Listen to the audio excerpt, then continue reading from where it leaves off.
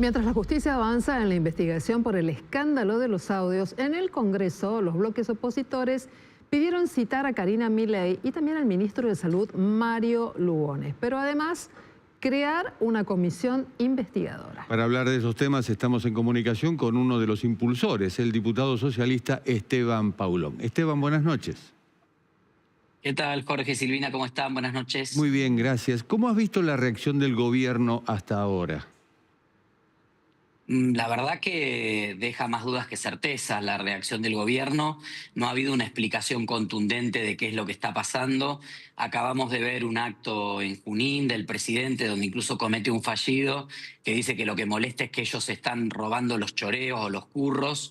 Las explicaciones de Lule Menem y Martín Menem son realmente muy simples.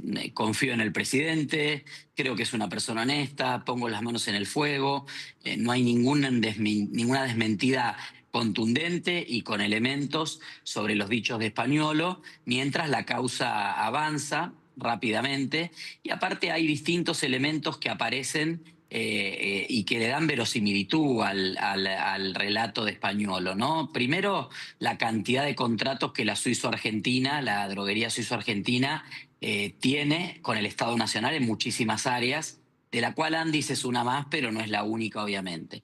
En segundo lugar, la fuga o la supuesta fuga, la presunta fuga de los hermanos Kovalevker, uno de ellos atrapado en un auto con sobres de dólares, o sea, literal. Murió la metáfora en Argentina, es literal. Cuando hablan de ensobrados, ahí estaban los sobres con dólares que evidentemente iban a servir para distribuir en algún lugar en una actitud claramente de fuga.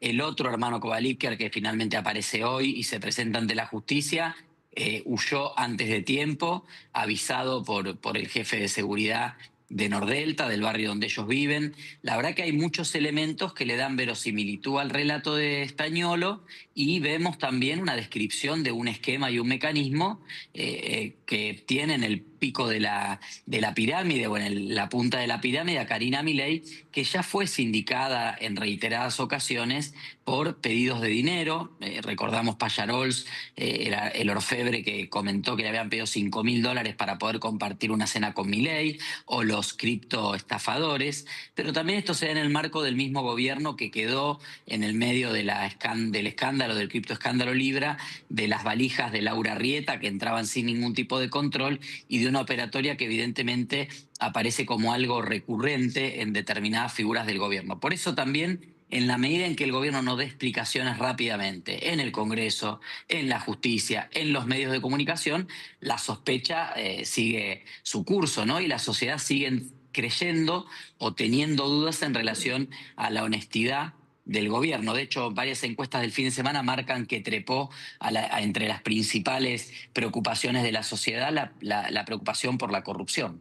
Esteban, el Congreso organizó para mañana la reunión de dos comisiones, una en plenario con cabecera en salud para escuchar, por un lado, al ministro de Salud, pero también al nuevo interventor en la LIS, Alejandro Vilches. Pero hasta donde sabemos no está claro que vayan. Y por otro lado también está peticiones sin poderes. ¿Cuáles son los objetivos y hasta dónde ustedes creen que Karina Milei puede llegar a estar en el Congreso? Bueno, primero Mario Lugones tiene que venir al Congreso, traerse la bolsa de dormir y quedarse un rato, porque nosotros mañana lo citamos al mediodía por el escándalo de la Andis y las declaraciones de Españolo, los audios de Españolo, pero a las 2 de la tarde, como bien vos decías, hay una comisión que por consenso de la mayoría de los bloques va a avanzar en la creación de una comisión investigadora por el fentanilo contaminado. También corresponsabilidad de Lugones y Federico Sturzenegger por la falta de controles y el desmantelamiento de muchos de los mecanismos del ANMAT, organismo que depende de Lugones como la Andis. Tenemos dos escándalos y dos crisis importantes vinculadas al tema salud, dos áreas que dependen del ministro Mario Lugones, al que evidentemente el ministerio le queda grande por ser generosos, si uno no intuye que por ahí tiene algo que ver con algunas operatorias oscuras en ese ministerio. Y creo que también la secretaria general de la presidencia, que es indivisible de Javier Milei, como lo ha ratificado una y otra vez el presidente, ayer mismo en un contenido que le hizo llegar a Luis Majul y que Luis Majul compartió públicamente, de que, bueno, él si encuentra a alguien que haya cometido un hecho de corrupción, lo va a echar y lo va a juzgar y lo va a perseguir judicialmente, menos a Karina. Ahí no se entendió bien en la redacción si hablaba de que Karina siendo corrupta igual la banca o si Karina estaría fuera de los mecanismos de la corrupción, pero digamos aparece esta declaración bastante llamativa del presidente. Entonces, Karina Milei también tiene que venir a dar explicaciones, porque Karina Milei es la misma persona a la que se las indicó en varias ocasiones como recaudadora de fondos en la campaña y en el gobierno para acceder al presidente, la que negociaba algunas cuestiones vinculadas a menciones luego del presidente, particularmente en ejercicio de la función en la criptoestafa de Libra, y aparece ahora nuevamente en el centro de la escena, en los dichos de Españolo, Diputado, como la punta o la líder de un esquema de recaudación ilegal que incluía también a Lule Menem. ahora, ¿es posible pensar el proyecto de Javier Milei, su programa político y económico, sin Karina Milei? No, es imposible, por eso digo, es indivisible.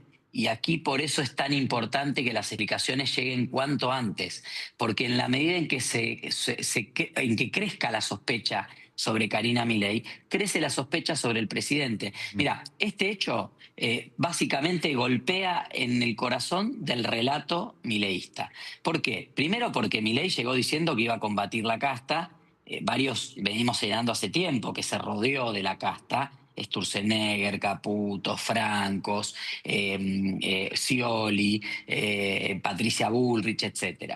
Después reproduce muchas de las metodologías de la casta, aunque él diga que no, y hay una operación del gobierno de intentar encapsularlo a Milei, ¿no? Como que el problema es el entorno, el problema es lo que lo rodea. Entonces, el problema es que desde el inicio la gente que más o menos quería hacer las cosas bien y que gente honesta, como por ejemplo Nicolás Pose, fue removido de la jefatura de gabinete y que el presidente se queda rodeado de personas que evidentemente no representan los valores que él supuestamente dice representar. Ahora, cuando esto llega a Karina Milei, no solo entra en crisis el relato, sino que entra en crisis el mismo. Ya no hay manera de encapsularlo a Milei, al presidente Javier Milei, si el propio Españolo dice que le advirtió que su hermana estaba involucrada o estaría involucrada en un esquema de recaudación y el presidente no hizo nada. Por eso las explicaciones son urgentes, porque hay una confianza en el gobierno que se está rompiendo, hay una confianza y una credibilidad que el presidente y la investidura que representa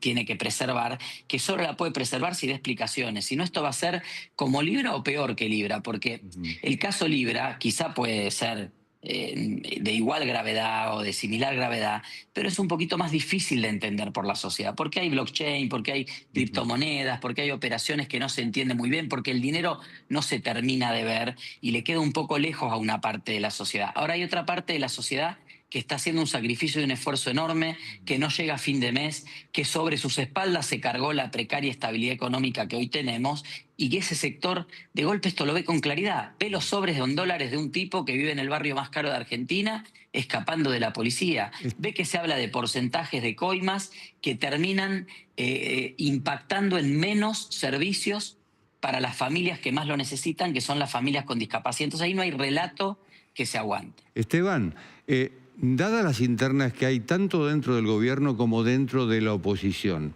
¿encontrás algún vínculo político entre el fentanilo contaminado y este caso? Creo que el vínculo se da justamente porque en las áreas de salud son áreas que debieran requerir un mayor control, y un mayor control en todo sentido. Desde lo sanitario vimos lo del fentanilo. Uno no podría pensar que lo del fentanilo hubiese ocurrido no solo a partir del desmantelamiento de los controles de ANSES, de ANMAT, sino también en alguna connivencia de algunos funcionarios y funcionarias. Aquí estamos hablando, por ejemplo, de que el Ministerio de Desregulación terminó derogando una resolución que durante 2 meses liberó la importación de fentanilo en Argentina, una droga de extrema peligrosidad que está generando una crisis sanitaria, una tragedia sanitaria en Estados Unidos y en otros países, y que claramente aquí, como si nada, pasó. Entonces, nosotros tenemos ahí falta de controles, desregulación tonta, no inteligente, que hace que parte de los controles de importaciones en aduana y de los controles sanitarios caigan. Un laboratorio que puede importar una cantidad extrema de fentanilo, que puede decir que quemó 5 kilos de fentanilo, que es para la aplicación que se hace del fentanilo, es una barbaridad, es una cantidad inconmensurable que puede generar realmente una tragedia sanitaria si llegara al mercado y fuera consumido como droga, como ha pasado en otros países, lo hemos visto en imágenes muy duras en Estados Unidos, y pasó como si nada. Entonces ahí hay falta de controles y hay connivencia. Y en el mismo ministerio nadie vio que había sobreprecios, que determinadas medicaciones siempre le caían a la misma droguería. El propio ministerio le contrata a la droguería suizo-argentina el primer contrato de servicios logísticos que antes la droguería no brindaba por sí. O sea, los brinda en términos de distribuir los medicamentos que se le compran, pero no los brindaba como tales y se los contrata. Entonces hay muchas cuestiones que tienen que ver con falta de controles y que uno piensa a partir de los dichos de Españolo que hilan o surcen o generan un tejido de una trama bastante compleja de retornos, de connivencia política y de financiamiento ilegal de la política y de los políticos. Esteban, en su momento el Congreso, los diputados, habían activado la posibilidad, había un proyecto de sostener la idea del juicio político. Vos trabajabas con esa idea. ¿Pensás que esto se puede llegar a activar? A ver, yo primero quiero decir que el juicio político es la herramienta constitucional que tenemos en el Congreso para investigar al presidente y a sus funcionarios. El inicio de un proceso de juicio político no implica destitución ni culpabilidad. Implica brindar un espacio en lugar de crear una comisión especial por Libra, una comisión por el fentanilo, una comisión por el tema de Españolo, que en definitiva lo terminamos planteando porque la comisión de juicio político está cerrada bajo 10 llaves y aparte en una discusión reglamentaria e institucional grave porque es una comisión estratégica y no puede estar en el aire, más allá de que se abra o no se abra en un periodo presidencial, pero la comisión de juicio político es la instancia institucional y constitucional para que el presidente y sus funcionarios de más alto rango puedan brindar explicaciones y ejercer derecho a defensa de las responsabilidades políticas que pudieran tener en la supuesta comisión de determinados delitos. Así que también es una herramienta.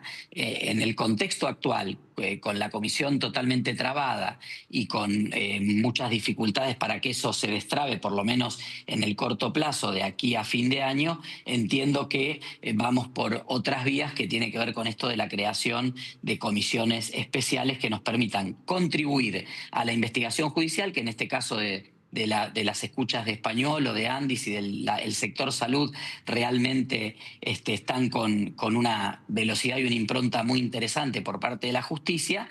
Bueno, complementar las responsabilidades políticas, porque en definitiva estamos hablando de funcionarios políticos que en ejercicio de su función conocieron la supuesta comisión de delitos y no los denunciaron. Estamos hablando de funcionarios políticos que podrían estar implicados en una trama de corrupción. Bueno, a veces los tipos penales que son bastante rígidos y donde hay que obviamente probar las causas, no nos tienen que dejar de permitir investigar las responsabilidades políticas que son más flexibles y que en definitiva son las obligaciones que tenemos los funcionarios públicos de dar explicaciones ante la sociedad que nos eligió. Muy bien, es el diputado socialista Esteban Paulón. Mañana va a ser un día muy interesante para seguir a partir del trabajo en comisiones allí en la Cámara de Diputados y ojalá la justicia por un lado y los legisladores por el otro además puedan determinar no solo responsabilidades de tipo política y el cuadro presuntamente delictivo, sino saber quién grabó, por qué lo hizo, cómo lo distribuyó, cuál era el objetivo y tantas preguntas que todavía están allí buscando una respuesta.